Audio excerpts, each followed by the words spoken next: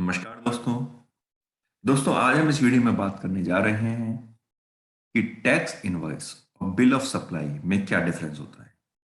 आपने अक्सर सुना होगा या जब आप कुछ माल खरीदने जाते हैं तो कभी आपको टैक्स इनवॉइस मिलती है, कभी उस पर बिल ऑफ सप्लाई मिली होती है, बिल ऑफ सप्लाई लिखा होता है, या उसे सिंपल इनवॉइस कह सकते हैं कि उस पर सिर्फ इनवॉइस लिखा होता है, टैक्स इनवॉइस नहीं लिखा होता।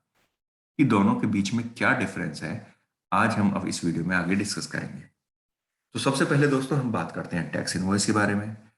Tax invoice is issued in case of taxable supply, यानी कि जब भी आप कोई भी टैक्सेबल सप्लाई आप करते हैं तो आप टैक्स इनवॉइस इशू करते हैं। टैक्सेबल सप्लाई का मतलब जो आप प्रोडक्ट बेच रहे हो वो टैक्सेबल है, उस पर जीएसटी की एप्लीकेबिलिटी बनती है, तो आपको टैक्स इनवॉइस जनरेट करनी होती है। बिल ऑफ सप्लाई कौन जनरेट करता है? It is issued in case of exempt supply and under composition scheme. यानी कि हो तो सकता है कि वो टैक्सेबल सप्लाई हो, बट अगर वो एग्जाम सप्लाई में आती है तो फिर आपको बिल ऑफ सप्लाई इशू करनी होती है, आपको टैक्स इनवॉइस इशू नहीं करनी होती है। इसी प्रकार यदि कोई व्यक्ति, यदि कोई डीलर कंपोजिशन स्कीम के अंदर रजिस्टर्ड है तो वह टैक्स इनवॉइस इशू नहीं करेगा, वह बिल ऑफ सप्लाई इशू करेगा। बेसिकली इसके रीजन क्या है, इन दोनों में डिफरेंस क्यों क्रिएट किया गया? क्योंकि टैक्स इनवॉइस के केस में input tax credit can be issued on the basis of tax invoice, या आप ये भी कह सकते हैं कि input tax credit can be claimed on the basis of tax invoice. यानी कि अगर आपके पास टैक्स इनवॉइस है तो आप उसका आईटीसी क्लेम कर सकते हैं। अगर आप रजिस्टर्ड पर्सन हैं, आपके बिजनेस के पर्पज के लिए आपने वो मेटेरियल को परचेज किया है तो आप उसका आईटीसी क्लेम कर सकते हैं। लेकिन बिल ऑफ सप्लाई के केस में you can not take the claim of ITC, यानी कि आप आईटीसी का क्लेम, इनपुट टैक्स क्रेडिट का क्लेम बिल ऑफ सप्लाई के बेसिस पे नहीं ले सकते। एग्जेम्प्ट सप्लाई है तो ऑब्वियस सी बात है कि आपको क्रेडिट नहीं मिलेगा। अब कंपोजिशन स्कीम के अंदर जो सप्लायर रजिस्टर्ड है और सपोज आप भी रजिस्टर्ड हो, लेकिन जो सप्लायर है वो कंपोजिशन स्कीम में है, तो कंपोजिशन स्कीम में जो सप्लायर रजिस्टर्ड होता है उसकी इनवॉइसेज पर आपको आईटीसी नहीं मिलता, इसीलिए वो बिल ऑफ सप्लाई इशू करता है। इसी प्रकार हम टैक्स इनवॉइस की बात करें तो tax invoice to be issued in all the cases, no limit of monetary value as सच।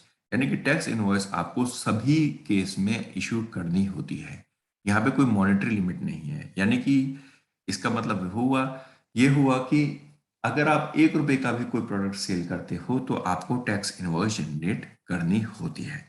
लेकिन बिल ऑफ सप्लाई के केस में है कि where the value of supply is less than 200 rupees, then no required to issue. यानी कि जब आप कोई आप प्रोडक्ट बेच रहे हो और यदि उसकी वैल्यू 200 रुपए से कम है तो उसके लिए आपको सेपरेट बिल ऑफ सप्लाई बनाने की जरूरत नहीं है। मींस अगर आप टैक्स इनवॉइस हो, अगर आप नॉर्मल रजिस्टर्ड पर्सन हो और रजिस्टर्ड को सेल कर रहे हो, आपने 1 रुपए की भी सेल की, आप उसका इनवॉइस जनरेट करेंगे। लेकिन अगर आप कंपोजिशन डीलर हो, आपको बिल ऑफ सप्लाई जनरेट करनी है तो आप 200 रुपए से कम की वैल्यू का इनवॉइस जनरेट नहीं करेंगे। लेकिन इसका मतलब ये नहीं है कि 200 से कम की जो वैल्यू है वो आप जीएसटी में भी नहीं दिखाएंगे। बेसिकली उसमें सिस्टम यह होता है कि अगर आपकी जो सेल वैल्यू है 200 रुपए से कम है तो आप पूरे दिन की इकट्ठी टोटल जो सेल हुई है 200 रुपए से कम की वैल्यू की, उन सबका टोटल आप एक सिंगल इनवॉइस जनरेट कर सकते हो बिल ऑफ सप्लाई में।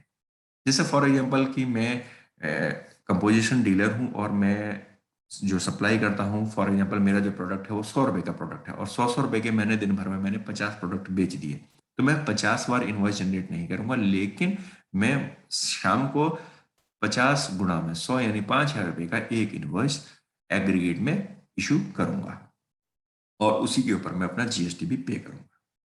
तो दोस्तों, मैं उम्मीद करता हूं कि अब आपको क्लियर हो गया होगा कि टैक्स इनवॉइस और बिल ऑफ सप्लाई में क्या डिफरेंस है, ये कब इशू होती है और इसे कौन इशू करता है। आपको ये जानकारी कैसी लगी हमें कमेंट बॉक्स में कमेंट जरूर कीजिएगा, और आपसे रिक्वेस्ट, हमारे चैनल को लाइक, शेयर और सब्सक्राइब कीजिए। धन्यवाद।